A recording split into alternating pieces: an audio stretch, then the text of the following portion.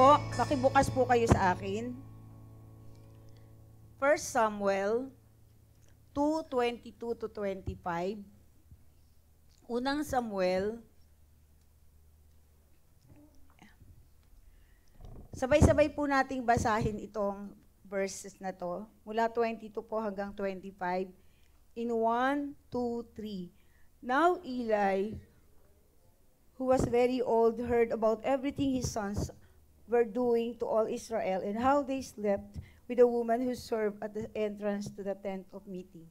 So he said to them, Why do you do such things? I hear from all the people about these wicked deeds of yours. Bakit po kayo tumigil? No, my sons, the report I hear spreading among the Lord's people is not good. If one person sins against another, God may mediate for the offender, but if anyone sins against the Lord, who will intercede for them? His sons, however, did not listen to their father's rebuke, for it was the Lord's will to put them to death. Ang Diyos po ang magpala sa pagkabasa ng kanyang buhay at banal na salita. Kung may katabi po kayong tatay, batiin nyo na muna po. Sige. Sige po. Happy Father's Day sa mga kasamahan po namin online. Happy Father's Day po. Hindi ko po alam bakit hindi masyadong sineselebrate. Mas binibigyan ng toon yung Mother's Day. Bakit po kaya? Di ba dapat pantay lang? Pero mas ano po parang mas yung ambience, yung atmosphere, parang pag Mother's Day, mas masaya. Bakit? Mas showy ba yung mga mother kaysa sa mga father? Di ba? Ang pag-aaralan po natin sa umaga na to, si Eli, the father, paano po siya naging tatay? Paano ko po siya napili? Pinagpilian ko po kasi Joshua at saka si Eli. Si Eli po ang napili ko na ituro sa umaga na to. Si Eli po ay isang high priest of God. Siya po ay high priest. Siya po ay descendants ni Aaron from Ithamar, the youngest of his sons.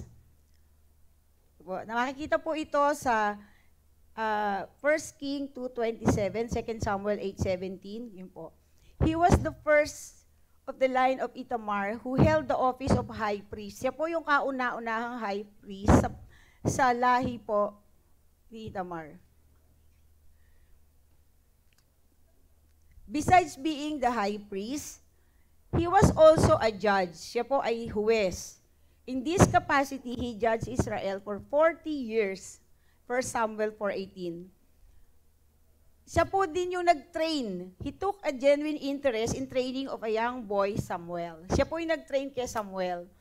Si Eli po ang nagsabi kay Hannah na siya ay yung kanyang pananalangin na magkaroon ng anak na lalaki, ito po ay matutupad.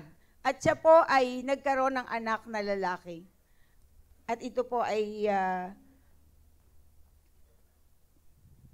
si Samuel. Eli was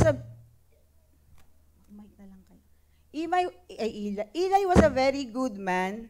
However, there was an area in which he was a failure. That was as a father. Mahusay po siya, maayos po siyang lingkod ng Diyos, pero siya po ay hindi mahusay na ama. May area po sa buhay niya na ang failure po niya ay yung pagiging tatay. Paano po ba natin masasabi na ang isang ama ay nag-fail sa pagpapalaki ng kanyang anak o hindi naging maganda yung pagpapalaki niya sa kanyang anak? Tatay? Paano niyo masasabi? Sino magbo-volunteer na tatay? Wala. Kasi ina-idol kayo ng mga anak niyong lalaki. Tama po ba, mga tatay? Idol ba kayo ng mga anak nyo? Parang ilang tatay lang. Parang hindi sila idol. Kaya hindi sila celebrate masyado yung Father's Day. Masyado kayong tahimik eh. Di po ba? So, sabi po nila, nadinig ko, naku, si Pastor Rotel ang mag-message sa Father's Day. Baka baka anuhin na naman yung mga tatay. Hindi po, huwag po kayong mag-alala, magaganda po sasabihin ko. Huwag po kayong matakot. The sons of Eli, Hophni and Phinehas, brought them shame and ruin to their father and their family. Sila po yung mga anak niya, si Hophni at si Phinehas, na nagkasala po. Hindi po sila nakikinig. Doon po sa binasa natin kanina, isinumbong po sila na may ginagawa silang hindi maganda at hindi po sila nakikinig sa kanilang ama. Mga anak, nakikinig ba kayo sa mga tatay nyo? Wala ring sumagot. Walang nakikinig. Oh, si Darlene, siya daw. Ano ba? Mga anak, ulitin ko yung tanong. Nakikinig ba kayo sa mga tatay nyo? Ang lata talagang ayaw nila. Priest po si Eli, ay yung mga anak po kasi niya, priest po si Eli, tapos yung mga anak niya ay nag-commit po ng adultery doon sa mga babae na nandoon po sa templo. Eli was a failure as a father. Hindi po siya naging magandang halimbawa ng isang ama. Pero bakit siya po ang pag-aaralan natin sa umaga na to? Bakit po kaya? Ang mga bata po kasi, children learn more of Christianity from what they observe of their parents or father. Kung ano po yung nakikita nila sa magulang nila, madalas po ginagaya. Di ba yung mga commercial, paglaki ko, gagayahin ko ang tatay ko. Barumbadong driver yung tatay niya. Di ba? Gagayahin niya. Kasi idol nung bata. Di ba? But meron pong some points po sa buhay ni Eli, marami po siyang hindi gusto sa anak niya. Meron po siyang hindi magawa. Mahusay po siyang bilang isang high priest, pero meron po siyang bagay na hindi po niya kayang ituwid. Meron po siyang bagay na hindi niya naturuan yung kanyang mga anak. Ano po kaya yung hindi niya naituro sa kanyang mga anak? Di po ba? Dapat po na ang bata nahuhubog sa loob ng bahay. Amen po doon? Ito po ay pananagutan ng nanay at ng tatay kung papaano huhubugin ng anak. Pero, mas kanino po ba nakikinig yung anak?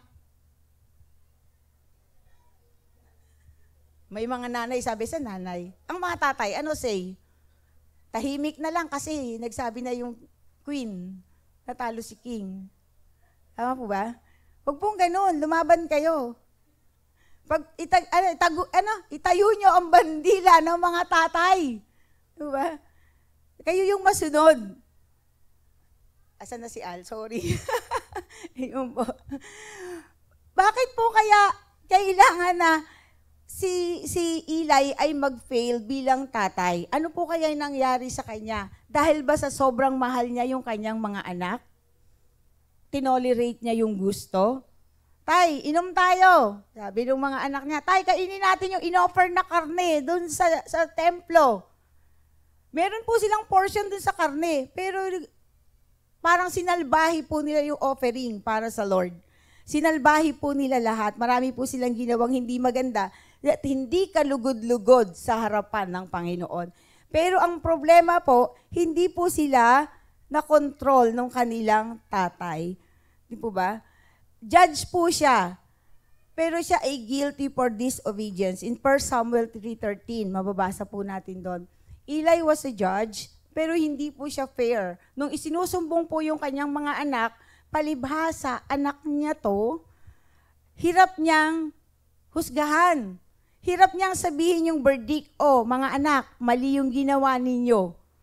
Hirap po niya sabihin, mga tatay, hirap ba kayong i-correct yung anak niyo? Walang kumikibong tatay, tinatanong ko lang naman. Nanay na lang kausapin natin.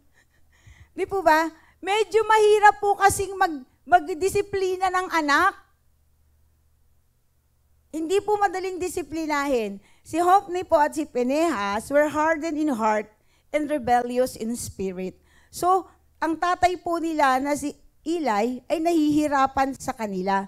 Hindi po niya solusyonan yung problema niya. Isa siyang high priest, isa siyang huwes, Pero yung mga anak po niya ay hindi niya maituwid sa pagkakamali.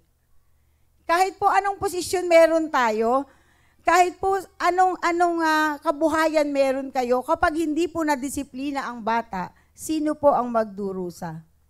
Ang magulang, di po ba? Kasi hindi naman po natin pwedeng sabihin na, ay hindi, okay lang ako. Ginaya ko lang naman tatay ko. Kung mali yung ginagawa ng tatay mo, gagayahin mo?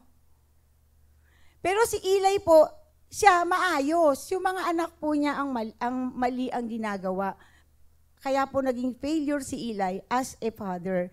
Ano po kaya yung nagkulang? Kung babalik po ngayong panahon na to si Eli, at itutuwid niya yung pagkakamali niya, ano po kaya ituturo niya sa mga tatay sa oras na to?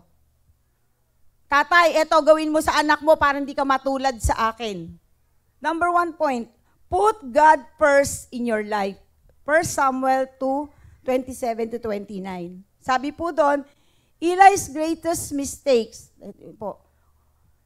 he did not put God first. He had other priorities.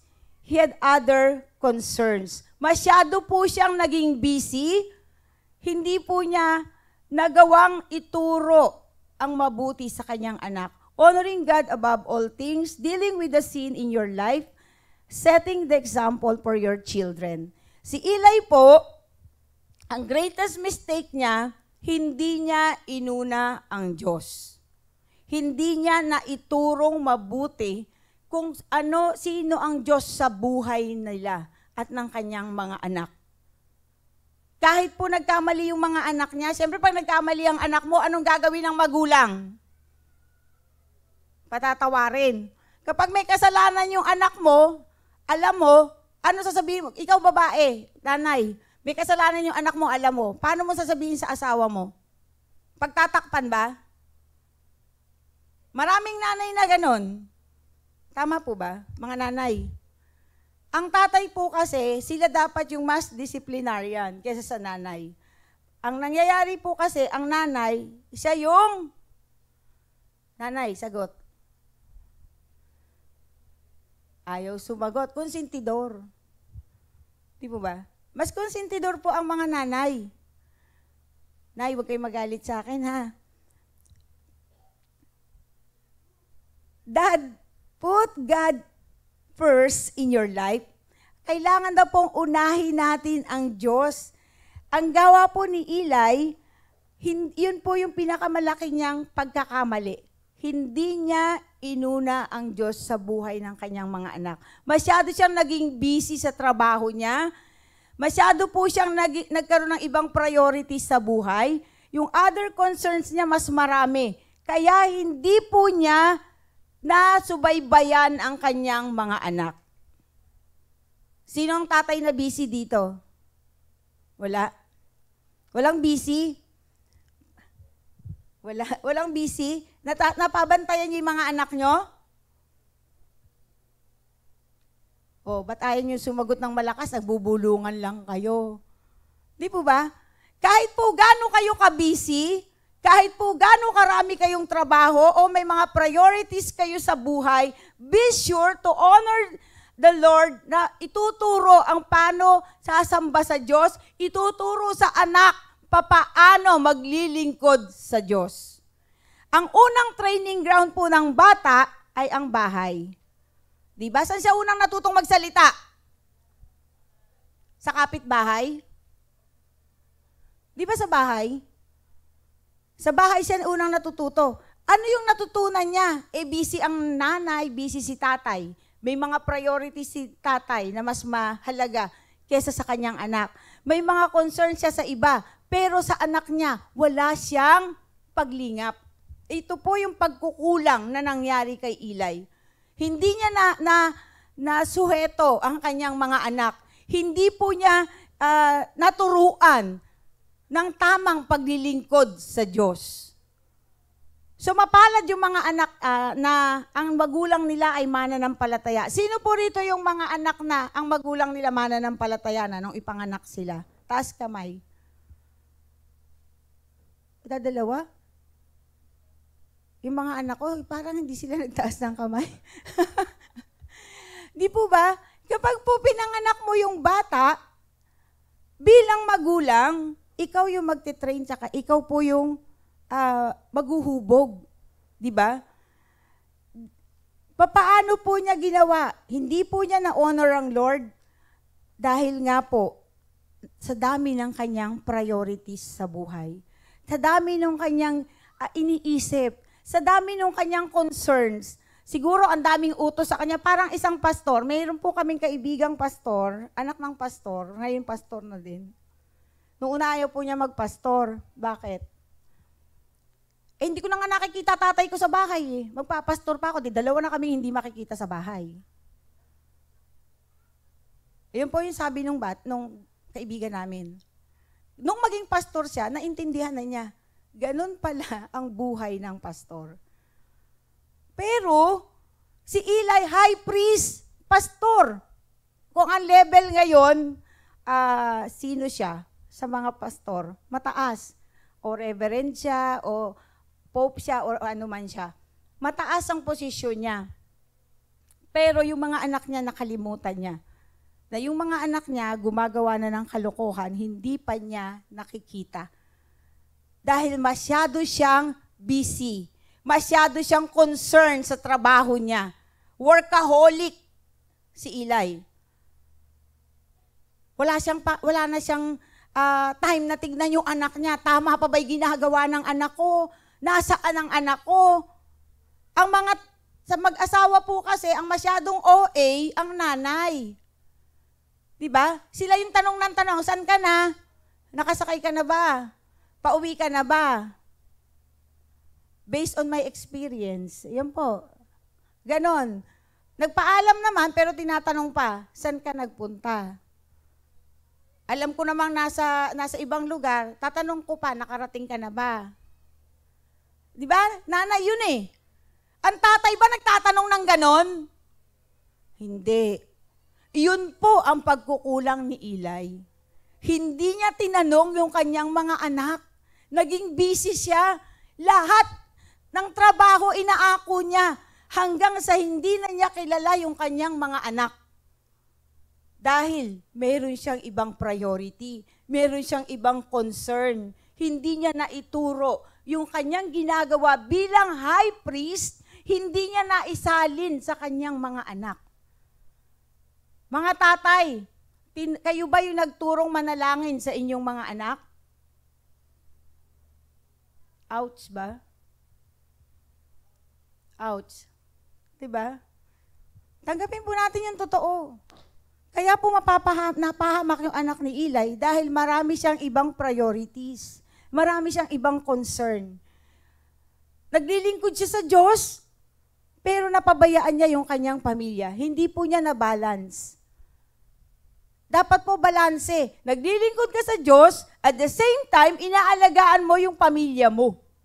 Kahit marami kang priority sa buhay, sasabihin ng mga tatay, pagod na ako magtrabaho. Sang banda?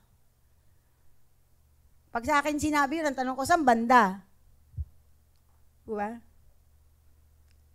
Hirap na ako. Maghanap ng pera para sa pamilya. Di nga. Diba ganon? So, ang mga tatay, nakalimutan nila na mag-responsibility. Si Eli po ito nakalimutan niya na may responsibilidad siya sa kanyang pamilya, lalo na sa kanyang mga anak. Sana po walang tatay na ganun dito. Huwag yung makalimutan na may anak kayong kailangang i-guide. Na may anak kayong kailangang turuang magmahal sa Diyos. Na may anak kayong dapat tulungan pag nagkasala sila ay bumangon. At maging maganda kayong ehemplo sa inyong mga anak. Si Eli, ang ganda ng posisyon niya. Pero ano siya? It's hard to ask your children to follow Christ if you are not doing it yourself. Yung mga tatay na hindi pa mananampalataya, paano niya sasabihin, maglingkod ka anak sa Diyos, sige, pagdasal mo na lang ako. Ganun po ba? Di ba dapat yung tatay ang unang naglilingkod? Tatay yung unang naglilingkod sa Diyos. Sa kwento po ni Eli, siya naman ay lingkod ng Diyos, high priest, judge. Pero failure siya pagdating sa pagiging ama. Dahil nga, marami siyang priorities na natabunan na yung kanyang pag-aalaga sa kanyang anak. We need to honor God other things above our family, above our money, above our friendship, above our jobs. Mga tatay, kailangan po nating i-honor ang Lord. Paano po natin sasabihin, isa tayong maayos na lingkod kung ang ating pamilya ay wasak? Kung ang ating mga anak ay hindi nakakilala sa Kanya? Paano po natin masasabi na maayos tayong tatay kung mas binibigyan po natin ng priority ang paghahanap buhay kesa makipag-bonding sa anak mo? Eh siyempre gusto kong kumita. Holiday, double pay. Kapag regular holiday is double pay. Kapag naging rest day mo yon 300%. Papasok na lang si tatay, sayang yung 300%. Pag hindi ka naman pumasok, may bayad naman yun, 100% eh. Di ba? Pero mas pinaprioritize nila yung kumita ng pera. Kasi ang mga anak, hingi ng hingi. Tama ba, mga anak? Kanino kayo humihingi? Kay daddy, kay mommy? Wala, ayaw magsisagot. Ayaw playing safe yung mga batang to. Di ba? Ayaw magsisagot. Kapag po inuna natin yung paghahanap buhay, hindi po ito masama dahil kailangan ng pamilya. Pero, kapag yung oras mo, pwede mo nang ibigay sa anak mo at ikaw ay nasa trabaho pa, ito na po yung mali. Holiday, bukas, holiday. Special working? Special ba siya? Di po ba? May mga tatay, siyempre papasok. Gusto kumita. Put God first above our friendship. Eh, tinawag ako ng barkada eh. Meron daw kaming titikmang bagong brand. Oh, brand lang sinabi ko. Brand ng soft drinks. Kayo naman, masyado kayong high blood. Brand po ng soft drinks. Oh, di ba mas papahalagahan yung barkada? Anak, mauna ka na sa simbahan, mag-church ka na. Kaya kumpare muna ako. Tama ba yon? Di ba? Yung above our jobs and money, parehas na rin yun eh. Kaya ka nagtrabaho dahil gusto mo kumita ng pera. Pero para kanino ba yon? Di ba para sa anak naman? Mali ba yon? Mali ba na papasok ka sa trabaho kahit holiday? Sagot mga tatay. Mali bang pumasok kayo ng holiday? Hindi kayo makasagot, nagpe-play safe kayo lahat. Hindi po mali. Kasi may pasok, lalo na po sa private, obligado po kayong pumasok. Unlike sa amin, pumasok kami hindi, may sweldo. Diba? Kayo, yung mga nasa private, nadadagdagan, nag-i-increase kapag pumasok ng holiday. Pero, yung anak na nagsasabing, Daddy, pasyal naman tayo sa Lunes, holiday naman. Manahimik ka nga, magtatrabaho ko, sayang yung kita. Diba? May ganun bang tatay? Wala naman dito. Wala po dito, nanay ang ganun. Nanay yung mga nagtatrabaho na ganun katindi. Diba? Mga tatay, bigyan nyo ng panahon yung inyong mga anak. Huwag pong puro pagkita. Sasabihin mo, para naman sa'yo to eh. Para sa kanya. Eh pag lumayo na sa'yo, para sa kanya pa kaya yun? Meron po kaming kapitbahay, talagang bata sila, nag-abroad ang magulang, tatay. Sabi sa amin nung kasama namin sa M2, galit ako sa tatay ko. Diba pag sinabing ganun, parang, bakit? Nasa iyo na ang lahat eh, bakit galit ka? Sabi niya, pag nakagraduate kami, titigil na siya mag-abroad. I-graduate na kami, may trabaho na nga kami, ayaw pa niyang umuwi. Diba? So ganun po. Sa sobrang maraming pinapriority yung tatay, gustong ibigay ang langit at lupa sa anak, nakakalimutan nila na kailangan nilang makabanding yung kanilang anak. Di po ba? Amen po doon? Masyado kayo seryoso. Palakpakan nga po natin ang Panginoon. Tatay naman, di ko naman kayo binoboljak. Masyado kayo seryoso. Pangalawa po, discipline your children. Yan. 1 Samuel 3:11-14. For I told him that I would judge his family forever because of the sin he knew about. His sons blasphemed God, and he failed to restrain them. Discipline your children. Papaano nyo po dinidisiplina ang inyong mga anak? Sino po ang mas mahigpit magdisiplina? Nanay, tatay? Ouch naman, nanay. Ang tatay kasi parang come what may. Pag sinumbong nung nanay, based on my experience, ganun. Pag sinabi mo sa kanila, sabihin nila, hayaan mo na. Huwag ka magpakakonsumi. Kanino ka makukonsumi ngayon? Sa tatay na. Di ba? Kasi ayaw niya makonsumi ka sa anak, hindi sa tatay ka na makonsumi. Di po ba? Eli's two sons were thieves and fornicators. They were covetous and adulterers. Hindi po niya kasi dinisiplina yung kanyang mga anak. Meron po silang part doon sa meat na ino-offer. Pero ang ginawa nila, hindi na po nila parte yung meat, kinukuha pa nila. At parang pambabastos o pananalbahe sa templo ng Panginoon. Hindi yun sa'yo, kukunin mo. Pati yung mga babae doon, sinipingan nila. So nagkasala po sila. Pero hindi po kayang disiplinahin ni Eli yung kanyang mga anak. Paano po ba natin didisiplinahin ang mga bata? Paano po? One of your primary responsibilities as father, you must discipline your child. Train your children. Paano nyo sila ititrain? Paano mo sila ididisiplin? Paano mo sila tuturuan ng tamang pag-uugali, tamang pakikitsalamuha? Paano mo sila ititrain ng, eto anak yung tama, hindi yan yung tama? So how do you discipline or train your kids? Di po ba? Unang-una, ano po? Tuturuan mo silang, even if they are young, turuan mo silang magbasa ng salita ng Diyos.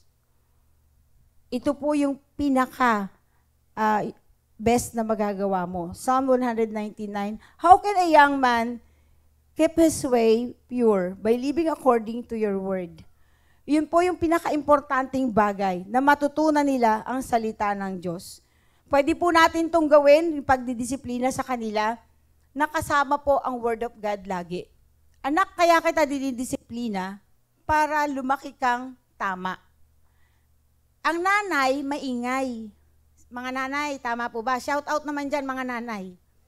Di ba? Ang nanay, madaming ganon. Salita ng salita. Ang mga tatay, hindi nagsasalita. Tama po ba? Ang mga nanay, pag galit, alam na alam mo. Pero ako baligtad. Pag galit po ako, hindi ako kumikibo. Pag hindi po ako nagsasalita at hindi po ako nakikipag-usap kahit kanino at gusto ko mag-isa lang, na-isolate ko sarili ko, galit po ako nun. Kaya pag mas maingay ako, mas okay po ako nun. Kaya nga po sabi ni Al nun nung inopera ako sa thyroid, sana pinabawasan natin konti yung boses mo. Sabi po niya. Di po ba? Kasi nga po, ako yung masalita po kami parehas, akala niya tahimik siya sa labas. Pero sa bahay, maingay din po siya.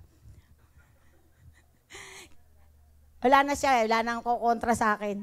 Di ba? Pero talaga po, nagsasalita, pag sinabi ko sa kanya, hayain mo, ganun lang siya. Todo pasa yung mga tatay. Paano mo didisiplinahin yung anak mo? Di ba?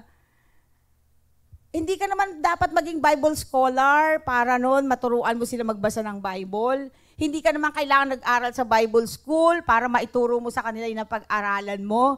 Ano po ituturo mo? Manners. Values.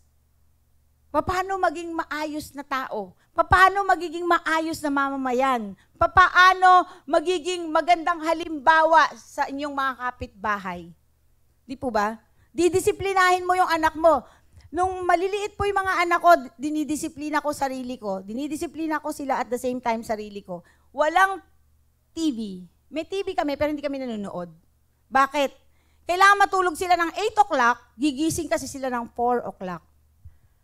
So, kahit po gusto ko manood ng telenovela, bawal sa sarili ko. Hindi ako nanonood. Kasi, dinidisiplina mo yung bata eh. Paano mo silang madidisiplina? Hoy, huwag kayong manood ng TV tapos ikaw nanonood. At di sasabihin, ay si nanay, liar. O, di ba? Si nanay, ganon. O. Dapat po, ang magulang, ang tatay lalo na, ang unang nagdidisiplina sa anak. Di ba yung mga batang bago lang nagsasalita? Ito po, meron kaming judge na isa. Tuwan-tuwa ako sa apo ko, sabi niya. Bakit? Marunong na magmura. Kasi naririnig sa kanila. PI ka. Oh. Ayun, yung bata, ang unang natutulang sabihin, PI. Di ba? Tapos tuwan-tuwa sila. Yeah, ang galing na, nagsasalita na siya. Parang ang sarap paduguin ng uso no? Di po ba? Pero yun kasi naririnig sa bahay. Siyempre yung bata, kung ano yung una niya narinig, iyon ang sinasabi niya. Di po ba? Tama po ba? Ite-train mo yung bata. Kailan mo siya ite-train? Pag matanda na siya? Hindi mo na siya pwedeng i-train. Yung pong puno, pag gusto mo siyang ibaluktot, o ano yan, ano yung tawag doon? Ano yung puno? Ihiga? Ano yung tawag doon? Ililiit. Ay, ahapay. Ihahapay mo siya habang maliit pa yung puno. Habang baby pa yung puno. Pero pag malaki na siya, pag hinapay mo siya, patay yung puno. Ganon din sa bata. Paano mo siyang didisiplinahin? Sana habang maliit. Pag malaki na yan, matigas na ulo. Hindi na yan susunod sa'yo. Tapos sasabihin pa, ikaw nga, di ka naman nagpe-pray. Diba? Mag-pray ka, anak! Sabihin ng tatay, mag-pray ka. Tay, ikaw nag-pray ka na ba? Yan ang tanong, di ba? Kaya pag sinabi niyo pong mag-pray ka, dapat nakikita sa inyo na nagpe-pray kayo. Magbasa ka, anak, ng Bible. Ikaw ba nagbabasa? Anak, umattend ka ng prayer meeting. Ikaw ba uma-attend? Di po ba? Kapag sinabi mo yun sa anak mo, dapat ginagawa mo. Mga tatay, mga nanay, hindi lang po to para sa mga tatay. Kaya po napapahamak ang anak, hindi natin sila natitrain ng maayos. Pero kung sila po ay well-trained at alam po natin na ating ginagawa ay para sa kanila at kasama ang Panginoon sa pagpapalaki sa kanila, ititrain natin sila bilang isang mabuting bata. Amen? Hindi po sila magiging mabuting bata kapag hindi po natin na-train sa loob ng bahay. Ang training ground, lagi, bahay. Kaya kung ano yung naririnig sa nanay, sa tatay, iyon ang ina-adapt ng bata. Pero wag po kayong mag-give up. Kunwari ngayon nyo lang natutunan, ay dapat pala i-train ko yung anak ko habang bata, malaki na. Sintigas na ng ulo ng, kunwari lang si Darlene. Kunwari lang naman, ba't kayo nagtawanan? Kunwari si Darlene, paano ko pa siyang iti-train kung ako magulang niya? Matanda na siya. Di po ba? Di po ba? Teach your children God's word and God's way. Ituro mo sa anak mo yung salita ng Diyos at ang daan papunta sa Diyos. Di po ba? Dapat po ituturo natin to. Hindi po natin pwedeng, hindi, alam ko naman, ako na bahala.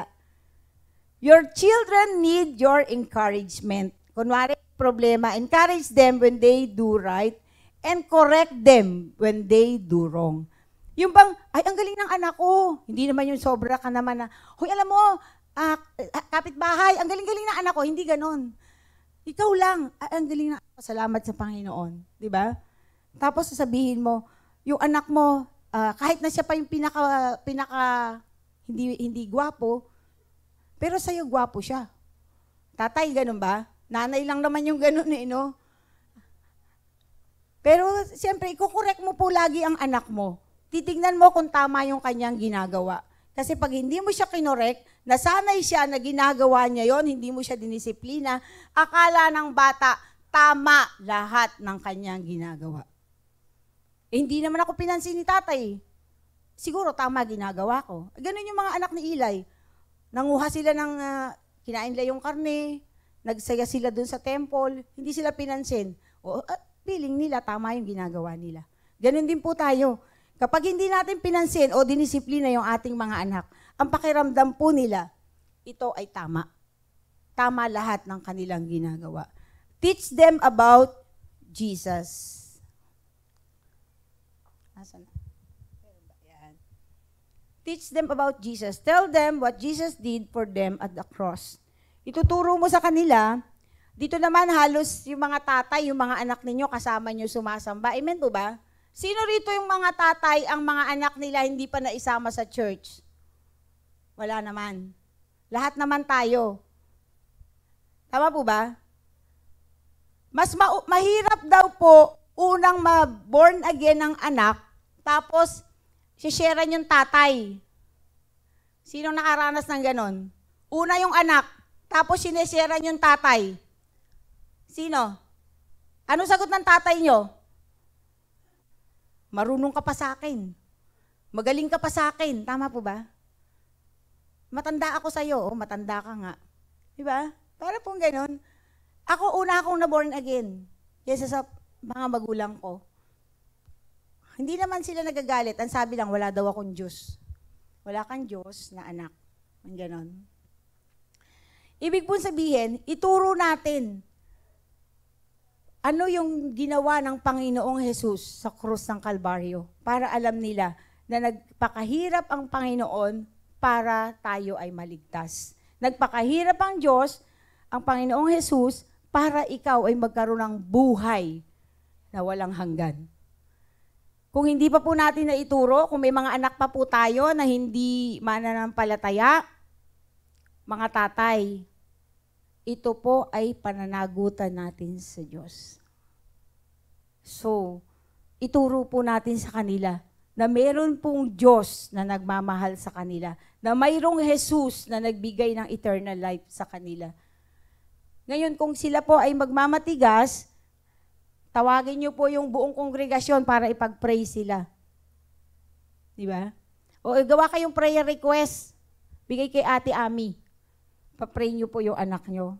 Pero halos naman po sa atin, pamilya na uma-attend. Kaya nga po maganda eh. Dahil pamilya ang nakakita. Hindi po yung tatay, hindi maisama sa church. Meron pa bang ganun dito? Meron pa ba? Mga anak, may tatay pang hindi nakasama dito? Meron pa? Pag-pray po natin, maisasama yan. Pag-pray po natin, walang imposible sa Diyos. Ituro natin, baligtad na, anak, ikaw na magturo sa tatay mo kung anong ginawa ni Jesus sa'yo. Tama? Para na makakilala yung tatay mo. Ganun lang naman yun eh, kung sino na unang nakakilala, siya yung dapat magpakilala. Amen? Kung ikaw yung unang nakakilala, pakilala mo si Jesus sa tatay mo. Takot ka. Ayoko, tatay ko yun, hindi nakakatakot. Nakakatakot ba mga tatay? Nakakatakot po ba mukha ng mga tatay? Sorry mga tatay, peace. Di po ba? Paggalit lang naman. Ang concern po talaga ni Eli, ang sabi po niya, papaano ko, kung siguro nabubuhay siya ngayon, anong sasabihin niya? Papaano ko i-introduce sa mga anak ko si Jesus? Si Eli po ito Papaano niya i-introduce si Jesus sa kanyang mga anak? Yung mga anak niya suwail na. Yung mga anak niya pasaway na. Ito po yung pinakamahirap na part sa buhay ng isang tatay. Kapag hindi na po niya madisiplina, kapag hindi na po niya maakay ang kanyang anak, yun na po ang umpisa ng sama ng loob at sakit ng isang tatay. Po ba? Ang mga tatay, mahirap po kasing paliwanagan tungkol sa Bible pag sila yung nahuli. Pag nauna po nakakilala yung anak, ang daming sinasabi ng mga tatay. Pero pag sila yung naunang nakakilala, mas maganda. Mas hindi po struggle doon sa anak. May mga naging pastor na rin po kaming kaibigan na sinundan ng tatay niya. Ano kaya ang pinaggagawa ng batang to? Gabi na nasa lansangan pa. Sinundan po sa church. Eksakto pagdating ni tatay, ang pinagpe-pray siya. Ang prayer request ng anak niya, maborn again po sana tatay ko. At narinig to ng tatay. Kasi pinihigpitan niya yung anak niya. Ito po yung babae na naging pastora rin, kasama kong humahakbang sa bintana sa papunta sa kabilang bahay para makatakas kami, makapunta sa gawain. Dumadaan po kami sa mga bintana. Yung bintanang di ganun lang, ano yun, yung kapis lang, na pwede kang, nabukas na siya. Kasi nga po ayaw siyang payagan. Eksakto pagdating ni tatay niya, narinig. At umiyak ang tatay. At naging pastor din po yung tatay na to. Ang hirap po kasi pag nauna yung anak. Hindi maipakilala ng anak si Jesus. Dahil siya ang nauna. Pero kung ang tatay ang nauna, may batas yun Pag sinabi ng ama, ano yun? Parang utos ng hari. Tama po ba? Mga anak, tama ba? Pag sinabi ng tatay nyo, batas ba yun sa inyo? O kayo ang batas? Pag sinabi ng tatay nyo, katulad ni Eli, hindi niya na-introduce mabuti sa mga anak niya dahil sa kanyang kabisihan. Ituro po natin papaano magpakumbaba at makilala ang Diyos. Teach them about confession and forgiveness. Teach them how to share the Word of God. Teach them how to read the Word of God. Teach them how to pray para po matuto yung ating mga anak and lead them to Jesus, the Savior of the world. Kasi pag hindi po nila nakilala si Jesus, ano po ang magiging buhay nila? Failure, katulad ni Eli. The earlier you start, the better. In 1 Samuel 2:25, Eli finally rebuked his sons for their sin, but it was too little, too late. Should have started so much earlier. Nung pong mapagtanto ni Eli na kailangan niyang i-rebuke yung kanyang mga anak, kailangan niyang maipakita sa mga anak niya na mali yung kanilang ginagawa, it was too late. Bakit? Hindi na po nakikinig yung kanyang mga anak. Hindi po nakinig yung kanyang mga anak. Huwag po nating hayaan mga tatay. Huwag po nating hayaan na mahuli ang lahat. Kahit ano pang klase yung anak nyo, pilitin po natin na sila ay maituwid. Maituwid yung kanilang landas. Makakilala sila sa Diyos. Unlike Eli, ang taas ng posisyon niya. High priest, judge, pero ang mga anak niya, makasalanan. At nang gusto na niyang ituwid, gusto na niyang i-rebuke, mga anak, mali yung ginagawa niyo, it's too late. Too little, too late. Bakit? Paano patatanggap yung mga anak niya? Ang tigas na ng ulo. Hindi na naniniwala. Hindi na nakikinig. Ayaw na nilang paniwalaan yung kanilang magulang. At sila ay nagkakasala na sa Panginoon. Di po ba? Sabi po doon, ano po sabi? Eli finally rebuked his sons for their sins. Pero, it was too little, too late. Dapat nag-start daw po siya earlier. Dapat nag-start siya, bata pa sila. Nung ang mga puso nila ay mura pa, madali pang hubugin, madali pang ituro, sabihin sa kanila, anak, sumupunta ka dito, umattend ka, anak, magbasa ka ng Bible, anak, manalangin ka. Yung mga anak ni Eli, matatanda na. Ang puso daw po ng isang bata ay more open when they are young. Yung mga bata, ang puso ng tao. Kapag matanda na, may sarili na siyang desisyon, may sarili na siyang gusto, may sarili na siyang sinusunod sa kanyang buhay. So, better to start early on these things with your kids. Ituro mo agad habang bata sila. Their hearts are more open when they are young. Malambot pa to, madali pang pasunurin, madali pang sabihin sa kanila, anak, pagpe-pray tayo. Pag po sinabi niya magpe-pray, mag-pray din kayo. Diba? Kasi pag nakita ng batang nagpe-pray ka, magpe-pray din yon. Pag na ano ng bata na, ay, nagpe-pray sila, sali ako. Pero kung hindi nila nakikita sa'yo, wala. Kapag daw po naturuan natin sila ng maaga, you will save them a lot of trouble along the way. Maliligtas mo sila sa mga kapahamakan na kanilang tinatahak dahil sila ay nadala mo sa tamang landas. Pero kung di mo sila naturuan at the early stage of their life, magsisisi ka, magsisisi sila. Ikaw ang unang mamimighati. Ikaw ang unang masasaktan dahil hindi mo sila tinuruan. Pero kung tinuruan mo sila, ma-open sila sa kanilang murang kaisipan, makikilala nila ang Diyos na ituturo mo. Diba? Kasi yung training ground, yung bahay natin. Pero kung hindi nyo po sila tuturuan, wala. Proverbs 3:17, the sooner your children start their walk with God, the sooner they will learn God's way, and you will spare them and yourself much heartache along the way. Di po ba? Hindi sila, matuturuan mo sila papaano mamuhay sa mundo na to. Papaano mo sila mahuhubog. Huwag mo sabihin, bukas na lang. Bata pa naman siya. Ang bata, sabi nga ni Ate Brenda doon sa ano niya, nasa tiyan pa lang yan, nakakaintindi na. Amen? Bakit ka magpapabukas?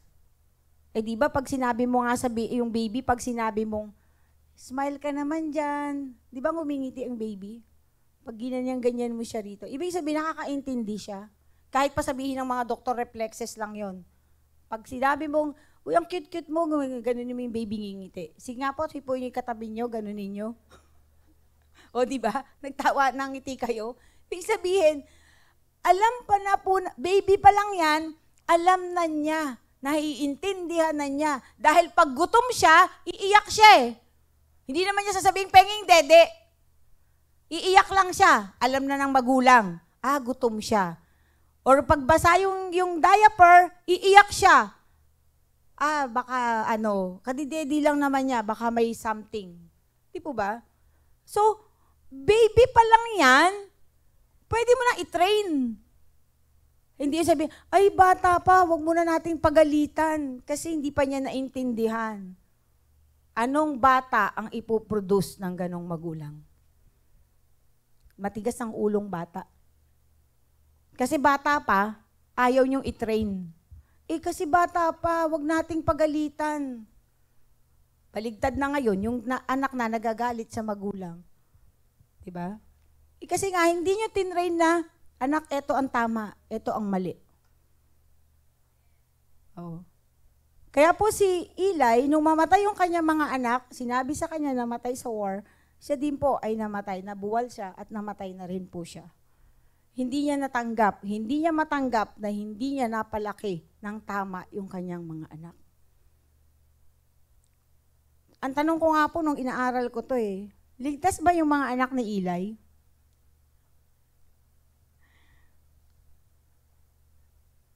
Di po ba?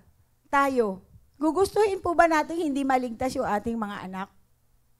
Gugustuhin ba natin na may maiwan? Siyempre hindi. Kaya mag-start na po tayo as early as possible, not tomorrow, but today. Na ang ating mga anak, hindi pa po huli ang lahat, walang huli. Basta ilapit natin sa Panginoon.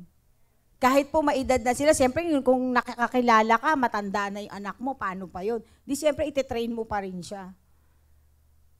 Hindi naman ko mo, ay, sabi kasi i-train pag bata eh.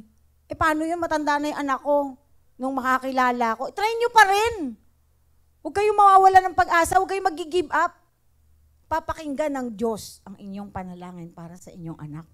Amen? Powerful yung prayer natin. Powerful yung prayer ng mga tatay. Lalo na para sa anak. Amen po doon? Conclusion. Ayan. Ephesians 6:4, Fathers, do not exasperate your children. Instead, bring them up in the training and instructions of the Lord. Huwag nyo daw po mga tatay. Sabi po doon tatay, fathers, di naman po sinabing father and mother, fathers lang. Do not exasperate your children. Huwag nyong hayaan na pagalitin o buyuhin ang inyong mga anak. Instead, bring them up in the training and instruction of the Lord. Sa halip, ilapit nyo sila sa Panginoon. Kung sila man ay nagkamali, tulungan nyo silang makabangon. Kung sila man ay hindi nakakaunawa sa salita ng Diyos, ituro nyo sa kanila. Kung ang inyong mga anak ay napalulong sa bisyo, tulungan nyo silang makaahon. It's not too late. Huwag nyo ipagpabukas, ngayon nyo gawin. Amen? Kapag pinagpabukas nyo po, it's too late. Pero kung ngayon nyo po ito gagawin, better. Amen po. Palakpakan po natin ang Panginoon. Hallelujah. Yes, so